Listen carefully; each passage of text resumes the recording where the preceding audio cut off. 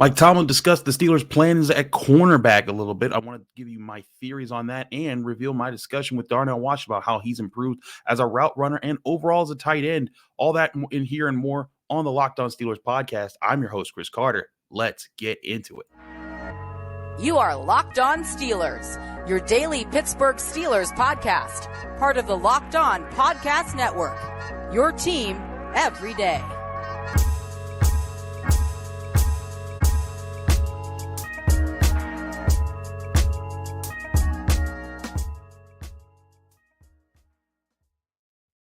Hello, welcome to the Locked On Steelers podcast. I'm your host, Chris Carter, bringing you your daily dose of all things on the Pittsburgh Steelers. As always, you can find the show on your favorite podcasting apps and on YouTube. Like this video if you enjoy it. Subscribe to this YouTube channel to get all of your daily Monday through Friday episodes, as well as our bonus content. We thank you for making us your first listen every day because we're your team every day. And today's episode is sponsored by LinkedIn. LinkedIn Jobs helps you find the qualified candidates that you want to talk to faster. Post your job for free at linkedin.com/LockedOnNFL. That's linkedin.com/LockedOnNFL to post your job for free. Terms and conditions apply. Now, I want to lead off talking about the cornerback. Now, yesterday we did a whole offensive show, so I want to talk a little bit about the defense, but I got more offensive talk for y'all after that. But I wanted to lead off talking about Mike Tomlin's comments when asked about how the Steelers plan to deploy Patrick Peterson, and when he was asked about how they wanted to use his role in the inside cornerback role or the slot cornerback role, he said, quote, "I'm comfortable with what I've seen. There won't be an additional emphasis in that regard in this game." No, talking about the preseason, meaning that he's comfortable with what he's seen there. He's not going to, push for Patrick Peterson to have to play a whole bunch more snaps in the slot cornerback spot. So maybe that means he's ready to use it, or the Steelers are ready to deploy it in the regular season with what they've seen so far. Now, to be clear, they have been using Patrick Peterson in the slot in formations where he lines up more on the inside in training camp. But it's also not a permanent fixture. And I think that's where I want to talk about today, about how the Steelers are going to use their cornerbacks. For an example, in this past game, Patrick Peterson played 13 total snaps in his last preseason game. Only one of them was at slot corner. So this isn't something that's going to be a permanent fixture with him lining up on the inside, but it is going to be an option for the Steelers to use as they rotate their secondary around. And that is going to be the biggest mystery that I think everyone's going to be looking for as this season develops, is how do the Steelers use these guys? Because ultimately, the plan is to get Joey Porter Jr. on the field and let him develop into the cornerback of the future for your franchise to build around, because they have a lot of confidence in this guy. And frankly, I do too, from what I've seen, not just because he had an interception in a preseason game, because we've seen his raw talent, we've seen his abilities, we see his size. But the way that he's approaching the game, the way that he's doing, it reminds me of a lot of the positive things I see about Kenny Pickett, in how he takes everything day by day, one step at a time. He studies a lot. He's working hard. He's humble about it. He's not, being too high with his success or being too low with his failures. And that's the kind of approach that I think you want in a player who you want to be a pillar part of your franchise and your team. So all that being said, I think what you're looking at here is this plan that the Steelers have right now. There is a temporary plan in place for how they're going to deploy their secondary, because remember, this isn't just about the cornerbacks. It's also about how they want to use their safeties, because they have Minka Fitzpatrick, who's they're going to be their top safety, but also DeMonte KZ and Keanu Neal, who can line up all over the interior part of the field and help out.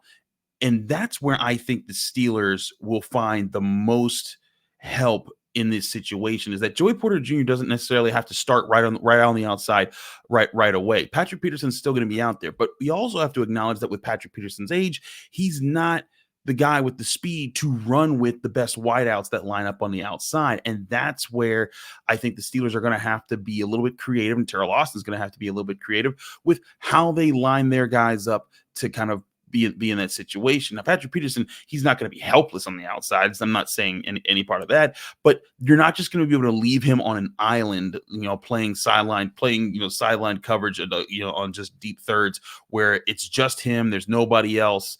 And, you can trust him to cover both the short underneath stuff and the deep stuff because he'll be able to cover both situations. No, Patrick Peterson was brought to this team to be a heady leader on the field, a guy who can think through situations and kind of be like the older version of Joe Hayden when he was on the Steelers. Joe Hayden couldn't do everything by himself anymore. He wasn't just a shutdown corner who you could just give him one side of the field and he was taking it over, but he was able to make smart decisions. He was able to work within the defense and play a coordinated style of ball that was able to help the rest of the defense function to its best ability. And that's where I think Patrick Peterson comes in here. So the Steelers, they're going to move him to the slot. They're going to let him play outside. They might use him as a safety unofficially. Like, he's still going to be a cornerback.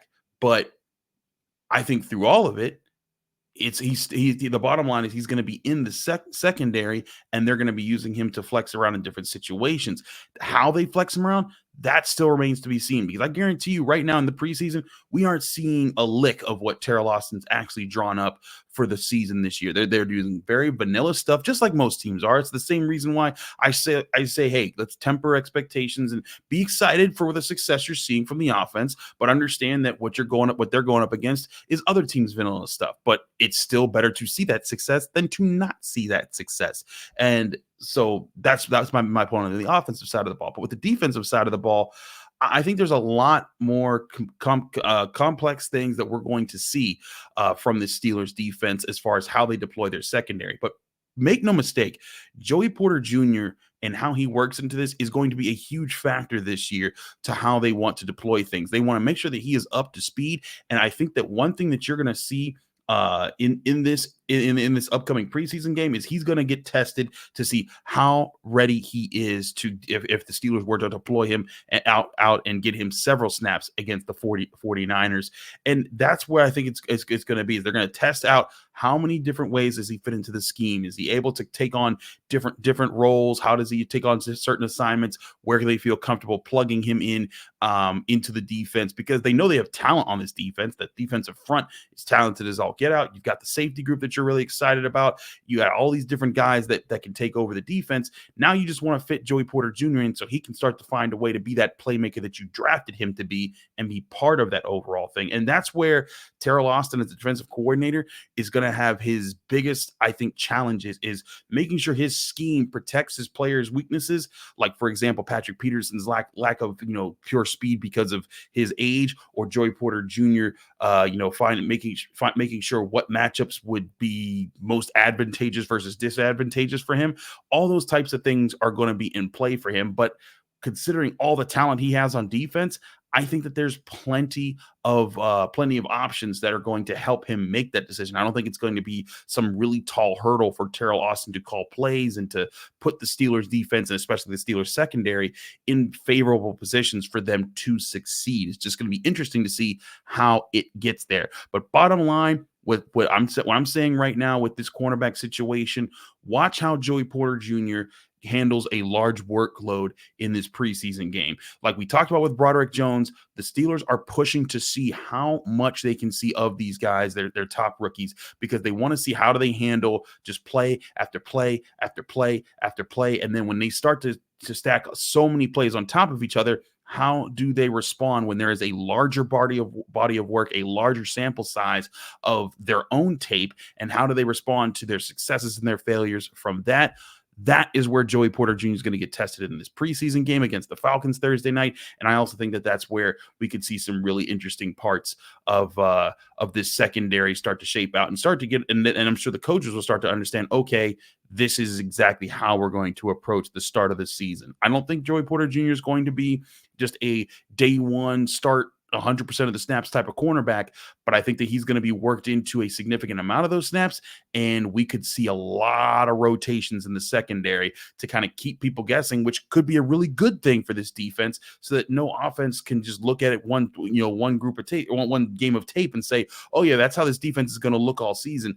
Nah, I think they got a lot of things to mix up there. So bottom line with what I'm saying here is Patrick Peterson is going to line up on the slot. He's going to line up on the outside. Joey Porter Jr. primarily on the out. He is just going to line up on the outside, and you're going to see a lot of different mix-ups. But the bottom line is that the Steelers, they have a lot of things they're throwing at him, and Joey Porter Jr., the whole goal is to put him in situations to succeed so he can grow into being that pure number one cornerback in the near future. So That being said, I want to talk a little bit the offense, like I said as well, because I got a conversation with Darnell Washington in the Steelers locker room. Thought it was very interesting what I heard from him. We'll have that conversation, or we'll play that conversation out right here on the show in the second segment. So don't go anywhere, because I think Darnell Washington, a lot of people are excited about him. I'll show you more reasons why you should be excited about him and the way the Steelers plan to use their tight ends in the offense here in 2023. We'll do that in a minute here on the Locked On Steelers podcast. I'm your host, Chris Carter. But first, before we do anything else, we want to remind you that this episode is brought to you by Bird Dogs. Now, Bird Dogs are the brand of clothing that make you look good. They use stretch khaki shorts designed to fit slimmer on you through the thigh and the leg, and they give you a truly sculpted look when you wear them. They fit better than regular shorts because they're not made of stiff, restricting cotton. Bird Dogs are actually made with a cloud knit fabric that looks just like khakis, but stretched so that you can get a way slimmer fit without having to sacrifice movement. Trust me, they've been a huge boost to me as I've gone throughout training camps, because I've been covering 2 training camps today with Pitt in the morning and Steelers in the afternoon. And man, some days they really come in handy because you need to get on the move. I'm getting all my steps in, but they're making sure that I'm not sweating too much. And part of how they're not making sure I'm not sweating too much when I'm wearing my Bird Dogs is that they have this anti-stink sweat wicking fabric that keeps me cool and dry all day long. So go get yourself some Bird Dogs by going to birddogs.com/lockedonnfl. And then when you do that, you'll get a free white tech hat with your order. That's birddogs.com/lockedonnfl for a free white tech hat. Trust me, when you try out Bird Dogs, you won't want to take them off. We promise you.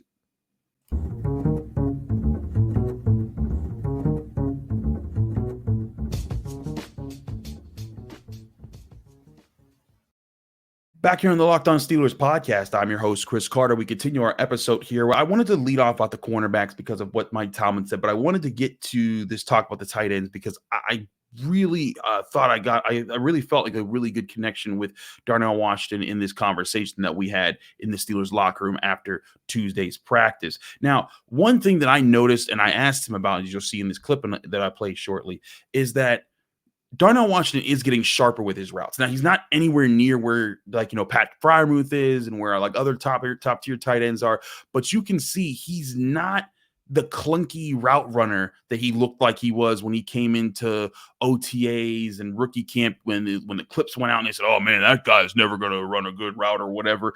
He did look clunky in those, but at the same time, we also knew with his rawness, with his abilities, all it was going to take some work. And if he dedicated himself to his craft, he could sharpen up his work, and that's what we're starting to see. He, in the routes that I've seen on tape, just studying the film that we have on the preseason, he's more purposeful in his footwork, and it's not all the way there yet, but you're seeing him start to understand how to beat different guys in different spots. And what's interesting is, as you see in this clip, he talks about some of it isn't necessarily fully taught just yet. Some of it's becoming instinctive to him, just to how to win for certain spots for his quarterback and present his quarterbacks better targets. But without further ado, let's play the clip of me talking to Darnell Washington. Listen to his responses. I ask about, one, how does he feel about his progress, how he feel about his coaching from Alfredo Roberts, the Steelers tight end coach, and where he feels he's headed towards with what he says. Here's Darnell Washington in the Steelers locker room. Darnell, when I'm watching you on tape, I'm seeing you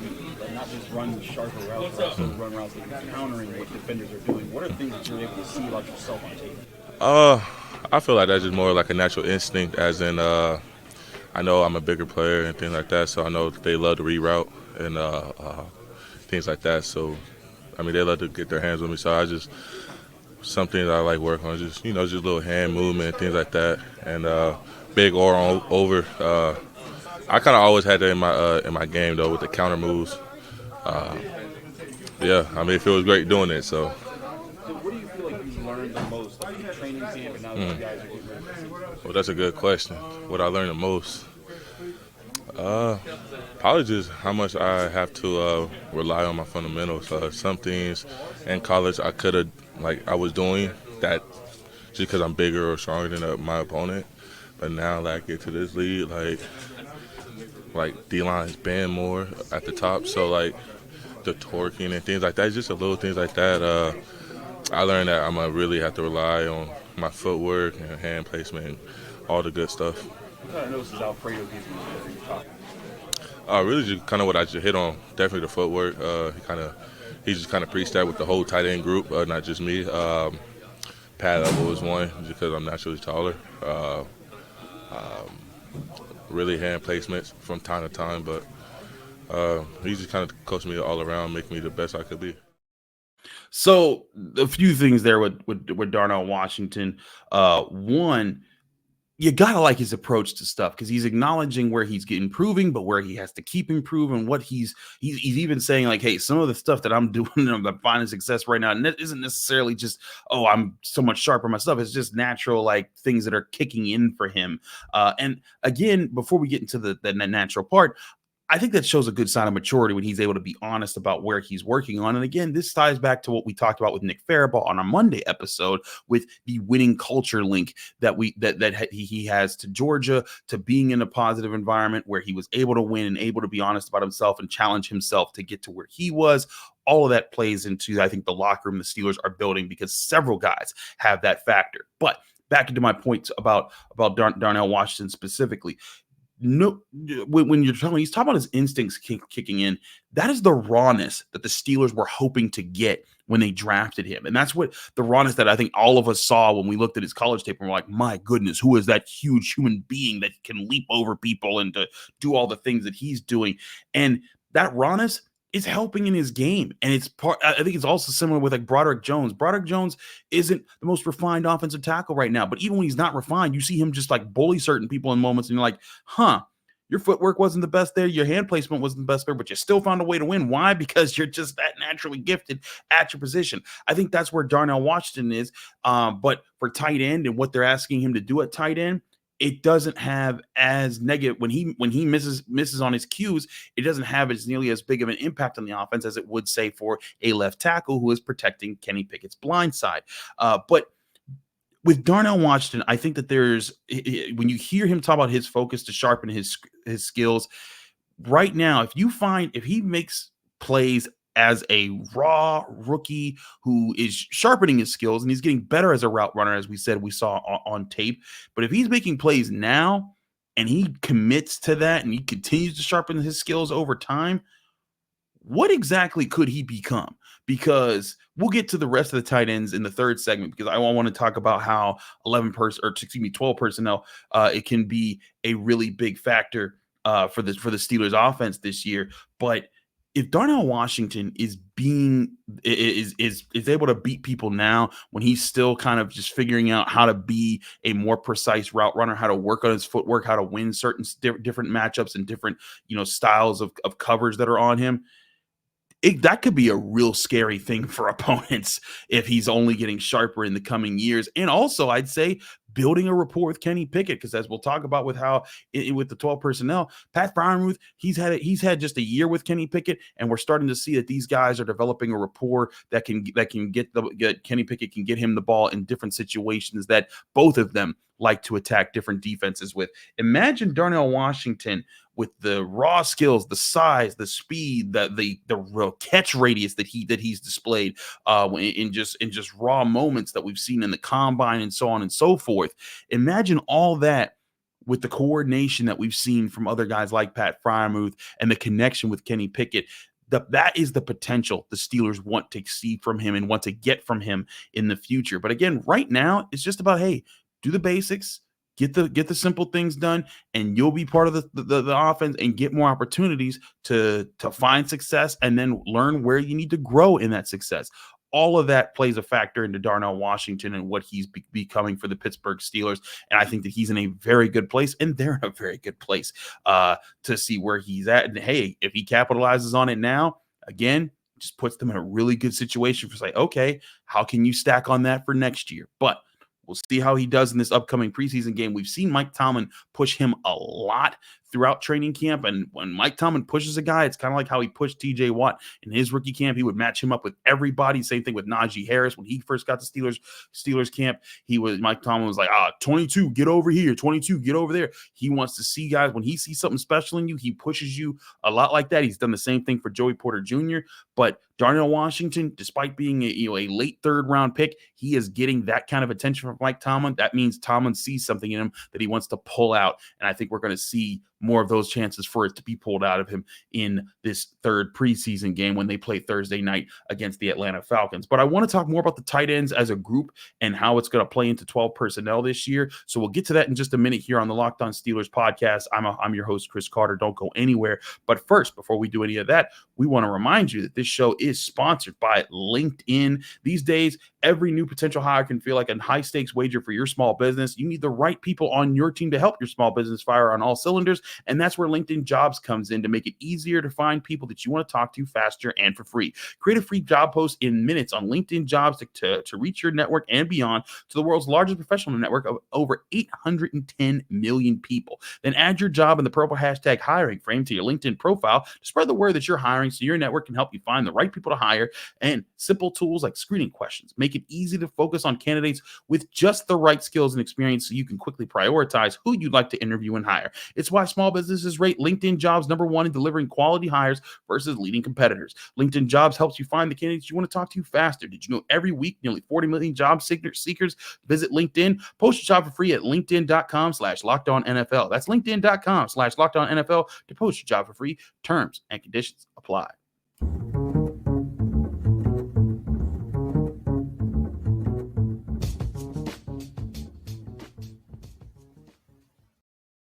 Back here on the Locked On Steelers podcast, I'm your host, Chris Carter. We continue our episode here. I'm going to stick with the tight ends for a little bit because I want to discuss, we're talking about 12 personnel. Now, 12 personnel, of course, is when we're talking about a formation where there's one running back, two tight ends, and two receivers on the field at the same time, which really we're talking about, where we're focusing on there is the double tight end aspect. And I truly think that is going to be not like the staple of the offense, but a significant facet of the offense. I think that there's going to be a lot of plays that are run out of that give the Steelers a chance to balance things in the run and the pass. So this is, we've said this all offseason. We've talked about the potential of this. I think we have seen a lot of it in preseason and in training camp because we've seen a lot of sets where the Steelers are rolling out Pat Freiermuth with Darnell Washington or Zach Gentry or Connor Hayward and all four of those guys. And I'll also say Hot Rod,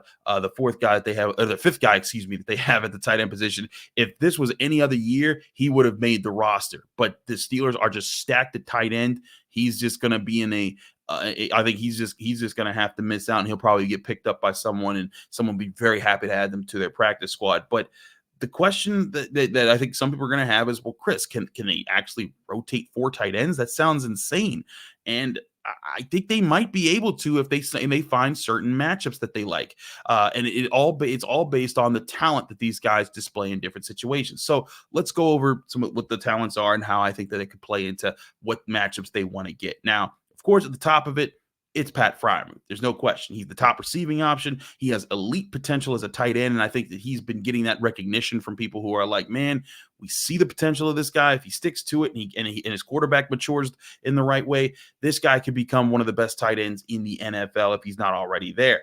And I think what you're starting to see, at least in the glimpses we've seen, is that this is now Pat Freiermuth with the potential of a Kenny Pickett, who is developing a connection with him. I mean, that touchdown that they threw against the Bills, 25 yards, it was perfectly ran, perfectly thrown. And Pat Freiermuth, we showed him on the show after that game talking about it and saying, like, yeah, we've worked on that specific route, that specific combination of, not only me running that route, but him throwing the ball, but also how to counter it with different formations when we see it from different defenses. So having those kind of routine moments that seem routine, but they're on huge plays, that is the potential that you can have with Pat Freiermuth, that all his skills give you, along with a growing Kenny Pickett who's still figuring things out. And again, that touchdown, I think, is an example of the developed rhythm that those guys are picking up. Doesn't mean it'll happen every time. Doesn't mean it'll happen, every opportunity that even lines up that way. But it's a very good sign of what's to come there. Zach Gentry, important blocker, decent receiving threat, not a killer receiving threat, but a guy who I think that embodies like basic number 2 tight end skills. He's got him. He's going to be solid there. But this is where it gets really interesting, is because both your third and fourth guys here are the same thing. And maybe Darnell Washington isn't a third or fourth guy. Maybe he is the number two guy here, because we talked about his raw skill and his high potential. But I mean, you line him up on the field, and we've seen him in training camp running with the ones at times, but you line him up on the field, and the defense has to account for that, man. He is too big with too big a catch radius for you to just leave him in just single coverage, and that's that. I think Darnell Washington is going to be a major red zone problem for teams to defend, and that's where I think that you're going to see him get involved with the Steelers a lot. And also, when you're in the red zone, it's not just his receiving ability, it's his ability to block you as well in short spaces. So that being said, we know what Darnell Washington is and that skill set. Connor Hayward, more unique of a skill set. His receiving tools to me make him give him a variety of threats because of how he can catch the ball, get yak, and make spots in different plays. I also think he's a much better wham blocker than some of the other guys. With wham, of course, when a guy lines up on one side of the formation, crosses to the other to deliver a key block on the backside of a run to kind of allow the rest of the offensive line to win their matchups in different spots.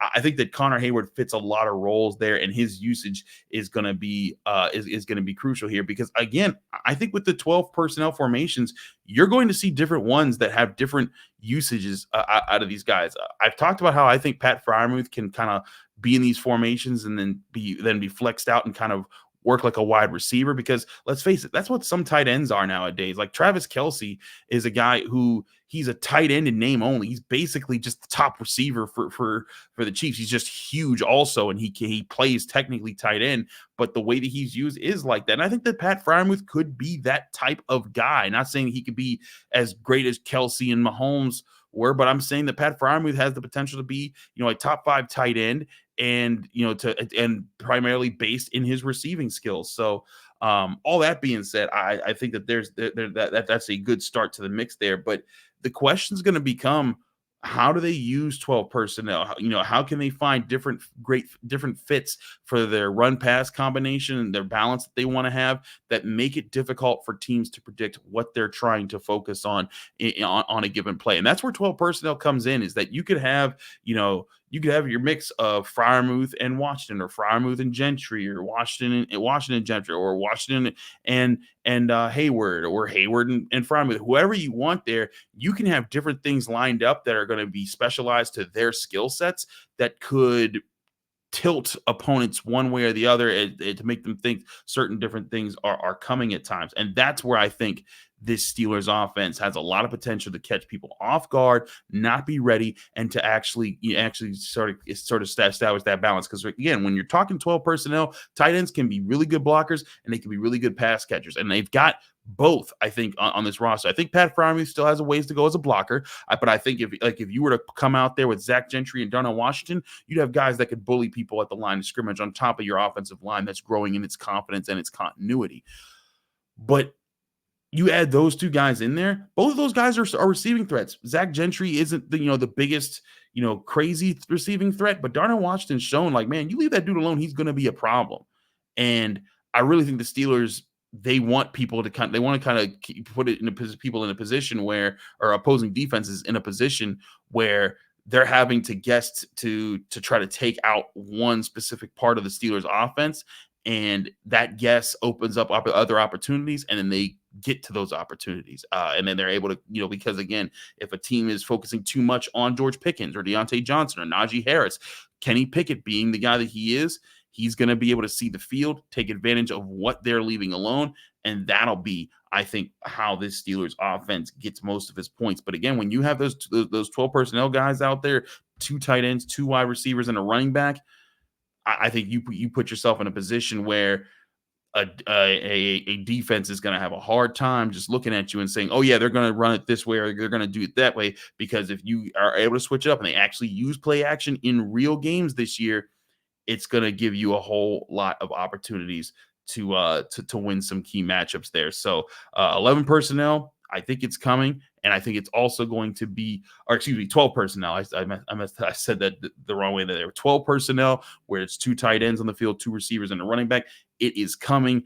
I think that it's going to be an effective thing this year. I want to see how the Steelers use their tight ends in this last preseason game. Mike Tomlin did indicate starters will play, but not necessarily everyone will play. So we'll see how long the first team offense is in there, if they're in there at all. But whatever happens, I want to see how Darnell Washington gets used. I want to see how Connor Hayward gets used, and Zach Gentry. We know how Pat Freiermuth is going to get used, but this could be a really interesting thing to watch as we get our last smell of Steelers football before the season opener 17 days after this game. So lots of stuff to do there. We still got more to discuss. We'll give a final preview before the preseason game for our Thursday episode. And then, of course, our Friday episode will be my response to, or my reaction to the Steelers' final preseason game and what we're setting up here. And then, of course, next Tuesday is cuts day, so we'll start to look at who should make the final 53 roster then. But thanks again for tuning into the Locked On Steelers podcast. I'm your host, Chris Carter.